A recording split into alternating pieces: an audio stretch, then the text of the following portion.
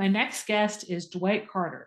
Dwight is a nationally recognized and award winning educational leader from Central Ohio and the Director of Student Support Systems for the Eastland-Fairfield Career and Technical School District. He's the author of What's in Your Space? 5 Steps to Better School and Classroom Design, Leading Schools in Disruptive Times, How to Survive Hyperchange, and a contributing author to Because of a Teacher, Stories of the Past to Inspire the Future of Education, written and curated by George Couros. His first solo book, Be Great, 5 Principles to Improve School Culture from the Inside Out, was published just this year. Welcome to the podcast, Dwight. Thanks, Dana. I appreciate you having me on the podcast. Well, we'll talk about your book I just mentioned in a little bit, but I'd like to start off with the question I ask everybody. Tell me about a time when you were in the trenches and managed to crawl out. Yeah, that's a great question. And we talked a little bit off camera about what that means. So a time when I was in the trenches and pulled myself out was when I was a building principal at one of our uh, suburban school districts here in Central Ohio. It was a few years ago, and we had a just a terrible event that happened on campus with some spray paint and some really, derogatory, racially charged, anti-Semitic language that was spray painted on the sidewalk, tennis courts, and just on campus. And we found out early that morning. And so it was a very challenging situation because students saw it before we saw it, so it was already out, and you're already behind the 8 ball when that happens because social media and things like that. But I was really proud of the team approach that we took. So immediately the superintendent one was the one who called me, and then the superintendent, assistant superintendent, our communications director, my building administrative team, we all came together, and like it was just like, let's go, go, go. So obviously we put out a statement, and then we were very visible and present with our students just to reassure them that, we're going to take care of this. We're going to try to find out who did it. But more importantly, we wanted to check in with the students, say, find out if everyone's okay.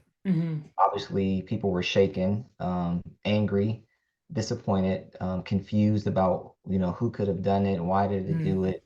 So it's just, without information, people create their own story. So we were really adamant about constantly communicating with all the families in our community and communicating with our students quite a bit. And it was a week before an annual event called Peace Week. So, you know, it could have disrupted Peace Week, but I was so proud of the way we all came together to unite against it, but more importantly to like clarify and restate what we stood for. So we ended up having the best Peace Week to that date, and everybody felt an overwhelming sense of belonging, a sense of care, and a deep sense of community. So that's one that through a very disappointing and chaotic situation came a lot of clarity, community, peace, and unity. So it was a great experience afterwards. Obviously not going through it, but afterwards, just the way we all came together. We came out of the trenches as a team. And I think that is a good segue into our discussion about your book, Be Great, 5 Principles to Improve School Culture from the Inside Out, because the way your student body reacted and how you all were able to come together for Peace Week and unite really shows a lot about the school culture from the school you led. So tell me a little bit about your experiences and what you use kind of as a guide for those 5 principles in the book. Okay, the 5 principles stand for, GREAT is an acronym. It stands for be grateful, be relational, be authentic, or excuse me, be enthusiastic, be authentic, and be teachable. So grateful, relational, enthusiastic, authentic, and teachable. So those are 5 guiding principles. And the subtitle of the book is To Improve School Culture from the Inside Out, because I firmly believe after 28 years of experience that culture doesn't come from outside, it comes from within each individual person. and who are, if we're guided by our purpose of being educators and think about what are the conditions we want to create to have the best learning environment possible, Mm-hmm. therefore the best culture that we possibly can Mm-hmm. have for students to be successful, staff to feel supported, and to give their best. That's where those principles come into play. So how they apply, very simply, showing gratitude towards staff and towards our students and our family when we have a certain events. Mm-hmm. The one concrete example that I use even to this day in my role is simple thing, writing handwritten thank you notes. Mm-hmm. That goes a long way. And when I do write a thank you note or a card, I see it posted up in people's offices or in their classrooms, or Mm-hmm. it's visible somewhere because it's I use very intentional language, specifically thanking them for um, exactly what they did. So it's not a blanket statement, Mm-hmm. job well done or appreciate your hard work, but it's very specific to that individual person. Mm-hmm. And I used to give like a gold star lapel pin, attach that to the envelope, and they would have they wear the stars on their lanyard or their name badge or something like that. But one of the most significant acts of gratitude that I saw in the districts that I was in, it said a lot to our culture, and that Mm-hmm. was our senior staff select. Mm-hmm. So this Mm-hmm. idea came from we had a senior who was new to our school. This was several years ago, I should say. And at her former school, students were able to pick the staff member that they wanted to give them the diploma at graduation. Okay. So she brought the idea to me. I took it to my senior leadership team of teachers. They ran it through. They thought the idea was fantastic. And then we took it to the superintendent, who then talked to the board, because our board was very heavily involved in graduation where they were giving students a diploma. So that was going to be a shift. So Mm-hmm. they were all on board. So we got to say we got all the right permissions. Then the hard part worked. How the hard work came into play, where we had to organize what was that going to look like. Mm-hmm. Mm-hmm. So again, the senior team came together. Our choir teacher actually organized the whole thing because that was something she was strong at. And so then we came up with the strategy on how students could invite staff members. Mm-hmm. So we had a day in which students, they wore their cap and gowns to school. They had a little like an orange slip, and it says, senior staff select. I select. Please do me the honor and hand me my diploma at graduation. They filled in the person's name, and then at 1 o'clock in the afternoon, seniors gathered on the in the lawn, our quad, we call it a courtyard area, for a quick announcement, and then they just went all over the campus, and no one knew that they were going to receive the invitation until they heard a knock on the door. What was Mm-hmm. cool about it is that every staff member was included. It wasn't just teachers. So Mm-hmm. we had our school resource officer receive an invitation, our secretaries, we had coaches, custodians, central office staff. One of the coolest events was when the senior went back to her kindergarten teacher and asked Mm-hmm. her to give her diploma at graduation. It was a very powerful experience. And then we flooded social media with those pictures, and then created a hashtag for it. And that's a tradition that started, I think, in 2015. Mm-hmm. And 2022, the school is still doing it.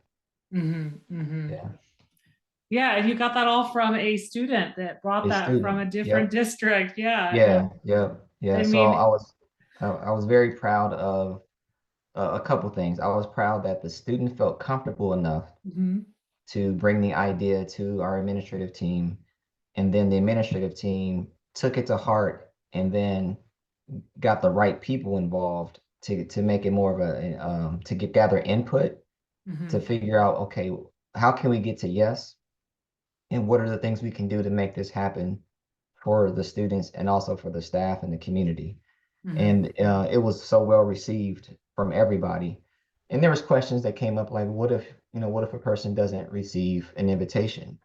Well, that's going to happen, and just that's just something you had to work through.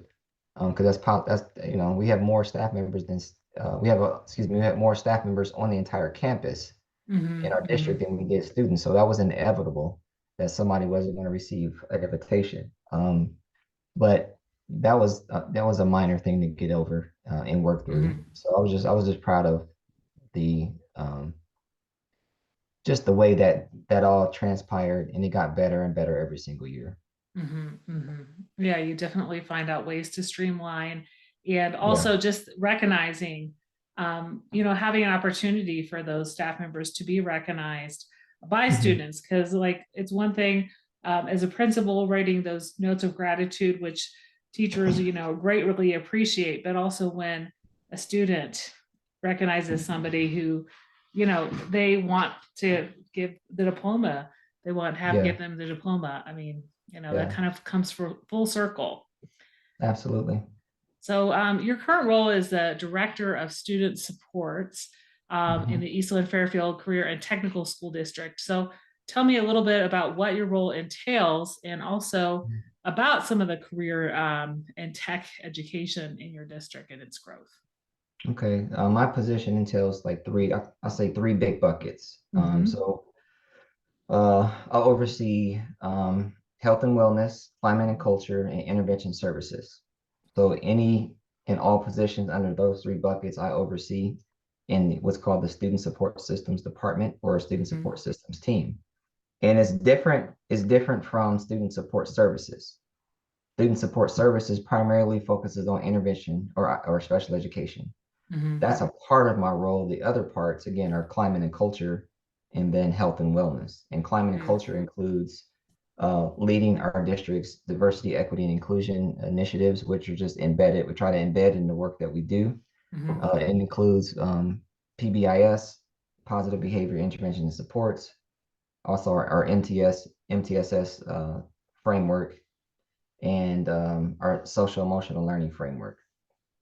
And so then our health and wellness includes overseeing our social workers, our school counselors, and our school nurses. And every initiative around mental health and wellness falls in that bucket. And Mm-hmm. then intervention services, obviously, is special education, gifted and talented, and ELL, and our 504s. And so, in a nutshell, my role is to remove barriers so that students can be successful in school. And that's something that they kind of, you told me, made the role kind of specific toward your experience and when you started in this role about 4 years ago. Yeah, it was so this is my second year in the position, Mhm, mhm. and it Okay. came about my superintendent, Dr. Kim Miller, she joined our district halfway through the year of 2020. So it was Mhm, the pandemic year. And because she had a 3 month transition, she was just able to just sit and talk to nearly every single staff member mhm, about the district. She asked three questions. What are some strengths? What are some areas of improvement? And then what do you want to do? mhm, So when she got to me, she asked those three questions, and I told her, I said, I don't want to do building leadership anymore. mhm, mhm, So as a side note, I went back when I left education in 2018, left public education. I was mhm, a leadership coach and keynote speaker and instructional coach mhm, for two companies. One of them was Dynamics here in Central Ohio, and mhm, the other was the International Center for Leadership and Education, Bill Daggett's group. And so I was doing some traveling with them quite a bit. So I was traveling coast to coast. Loved the work, but it was not conducive for family time. mhm, mhm, So I decided to go back into education or public education, and that's where I joined Eastland Career Center as an mhm, assistant principal. And I enjoyed the work, but it just wasn't professionally challenging because I had already mhm. done that. Yeah. And so I had a very candid conversation with Dr. Miller and told her I was like I need something more. So she talked about, gather information about some of the needs in the district. And she shared an idea of what she was thinking about with this position, and Mhm, we talked about it some more. Um, and then once she came up with the job description and posted it, I immediately put my name in the hat to interview. So, and the rest, as they say, is history. So mhm, it was mhm. and I enjoy the position quite a bit because I'm learning the world of career tech education, which is a little bit different. The Hmm. language is different, the acronyms are different, some of the requirements are different, and Hmm. we're a school of choice, so we have to approach things very differently. But Hmm. I'm thoroughly enjoying it. I love the team that I have, the leadership team that I'm on, the people that are oversee. We just have a strong bond and a really student-centered focus. Hmm. Hmm. Tell me a little bit about the career tech ed and how that's grown Yeah. at the high school level in your district. Yeah. So over I would say the last 2 decades, Hmm. career tech has gone through an evolution Hmm. where it's no longer looked at as the other option, but a Hmm. viable option.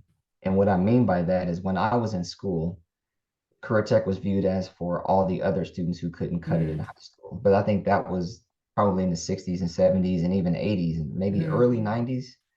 But again, as the economy started to shift and then more people started really examining the benefits of career tech, the language started to change and it went from vocational schools to career and technical schools. Hmm. So that shift also helped shift people's mindset about it.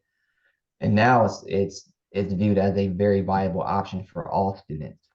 Hmm. And so we have in Eastland-Fairfield, we have 36 labs that students can Okay. choose to attend. And our district consists of 17 high schools, 16 districts, in what's Hmm. called a career tech planning district. Okay. So we provide the career tech education for those 16 districts. Hmm. And so students apply to attend Eastland Career Center or Fairfield Career Center, depending on the program or the lab that they're interested in. Okay. Um, and then students can choose to either stay at their home school for their academics or attend Eastland or Fairfield for their academics and their lab. About 99% of our students are with us all day, meaning they take their Hmm. academics. So for juniors, they're in lab in the morning, academics in the afternoon. For seniors, Hmm. they're in the academics in the morning and their lab in the afternoon. Okay. Yeah. And so we have, like I said, 36 labs, and the students are in their labs for 2.5 hours a day. And we have everything from criminal justice and pre-engineering to cybersecurity, teaching Hmm. professions, and electrical tech or automobile technology, Hmm. and everything in between. So it's a lot of choice. And again, students choose to come to our school. And so they're very invested. They want that rigorous and relevant hands-on experience. And they again we're diverse by design because we have Hmm. our district is 700 square miles. Hmm. So we have students from small rural communities to large suburban communities to large or medium-sized urban communities. So we have kids coming Hmm. from all walks of life, come together and are together for 2 years. So like I said, we're diverse by design, and our goal is to create a culture that's inclusive Hmm. of the Hmm. diversity that we have. Hmm. Yeah, and I've really seen that as well in the Denver area explode at different high schools. And, Yeah. some of the high schools are still pretty traditional, but like really giving students the option at some of these schools that are focusing on the CTE. Yeah. They have the option to explore a lot more of these courses that give them the CTE credits, Hmm. and they may be able to get an associate's degree in high school as well. Yeah. So students can still they can obtain college credit through some of Mhm. our CCP academic courses or through our Mhm. labs. Um, and or excuse me, our academic teachers are going through inquiry-based learning cohorts Mhm. to so that we can bridge the gap between traditional academic instruction and the career tech education labs. Okay. Because the career tech education labs they're inquiry-based by design. Mhm. Students are problem solving, they're working through issues, they're working together. It's a real world education focus. And I hate that phrase, but that's the reality of it. Mhm. And so we're moving our academics to more inquiry based as well. And so that's been a shift in the last couple of years that many teachers are embracing because we want our kids to have the same um, engaged experience in the academic classes as they do in their career tech labs. Yeah, and definitely looking at the fact that, teachers have to teach that differently, right? Yes. It's not the same way of teaching. And yeah, I'd like to talk a little bit about speaking engagement. So you said you're not traveling quite as much since you're not working Mm-mm. with those consultants, but you do some keynotes. You also coach principals as well. So Yeah. talk a little bit about kind of that side gig that you still have.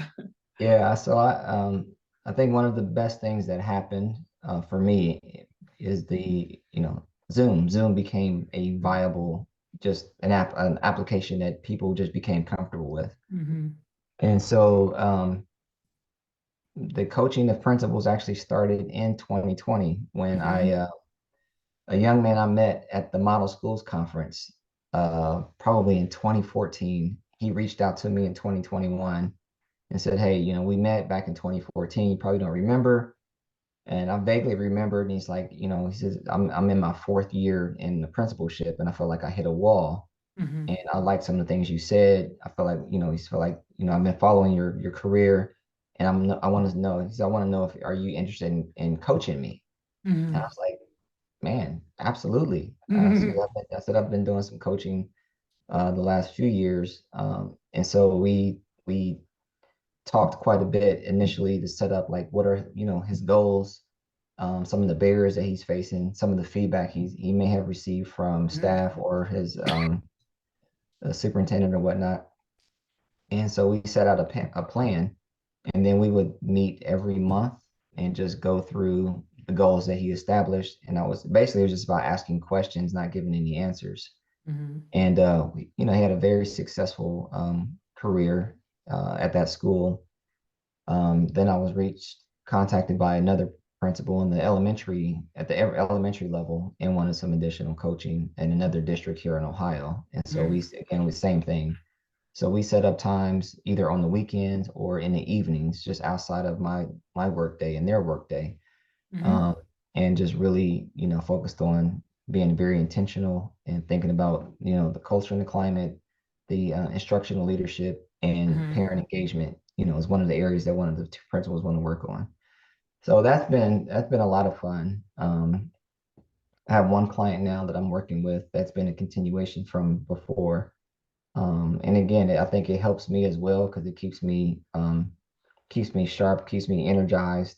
Mm-hmm. And because I'm not in the district, I can provide a much more objective point of view as opposed Mm-hmm. to being so close to it. Yeah.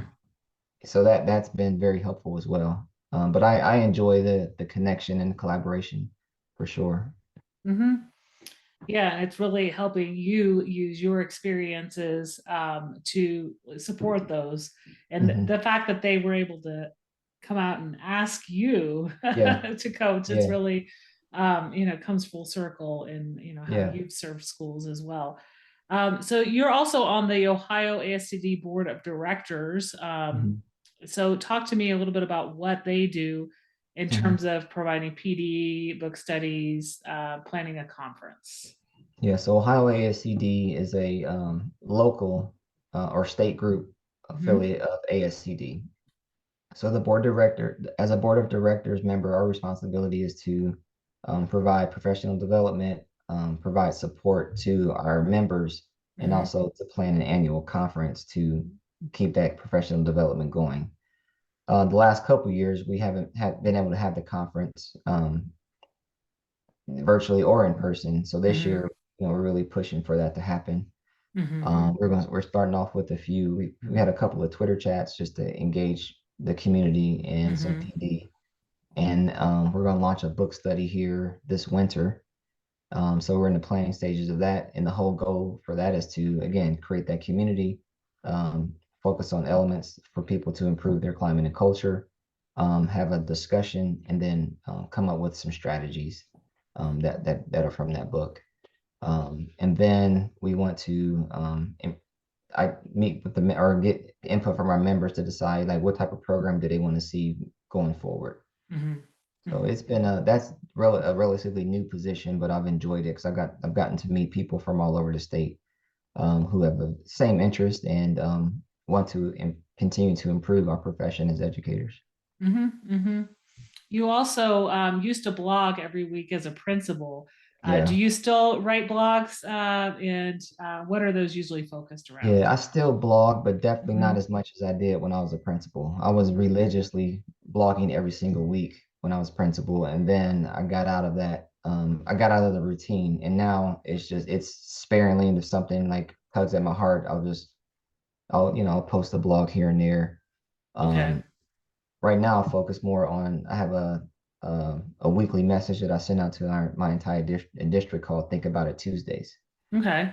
and that's a form of blogging, but it's just internal. Mhm. And it's a very quick message. It's just about, one of our core values, either a funny video that I saw or a video or a clip from a popular TV show that Mhm. relates to one of our core values. And I just give people just a nugget to think about to Mhm. kind of prime their pump for the week. And it's typically end the same way, make it a great week or not. The choice is yours. Because Mhm. again, it goes back to the two things we can control is our attitude and our actions. And Mhm. so we can determine the type of week that we want to have. So I try to send out an inspirational, motivational, reflective email to just get people to move forward. And ironically, I got some feedback today that one of our lab instructors, she actually uses those, like she religiously checks it. And I Mhm. try to send it out the same time every Tuesday morning, 7:30. She'll do and use that to do her um like centering activity for the next day. So she'll use that Wednesday morning. So she'll create a lesson out of the email or a video that I show, or just share the message altogether. And so I was proud of that. Mhm. Yeah, I mean, that's when you're sending out something like that to the district, it's hard to know Yeah, how many people use that, but like when it speaks to some people, and yeah, especially when they want to share that with students, it goes a long yeah. way. And, to have that consistency as well, like for those Mhm. who look forward to reading that. Yeah. Yeah, and I see that's a part of continuously creating the culture that we want to have. And Mhm. so I feel that that's not only within my role, but it's something that I enjoy. Um, and then people have come to expect it. So that's a way for me to continue blogging, but not necessarily, it's not um, it's not through my public blog. It's just something I do internally. I Mhm. have taken a couple of those and turned those into blogs. I Mhm. just haven't done it lately. That's all. Mhm. Mhm. Well, you've been busy writing your book and in your role as well, but we've Yeah. had a great conversation today around school culture and Mhm. your work and helping coach principals and your current role working with student supports. Out of everything we talked about today on the podcast, what's one thing you'd like listeners to remember? I want listeners to remember the definition of culture, school Mhm. culture, because we talk about it a lot, but I don't know if we have a clear operational definition. So for me, school culture consists of the traditions, the norms, the values, and the behaviors Mhm. that all the adults model on a consistent basis. Mhm. So it's about the adult behavior that creates the culture, and that influences how students respond or how students behave. So if you have disengaged students, disengaged staff, a lot of conflict, you got to go back and look at and examine the adult behavior.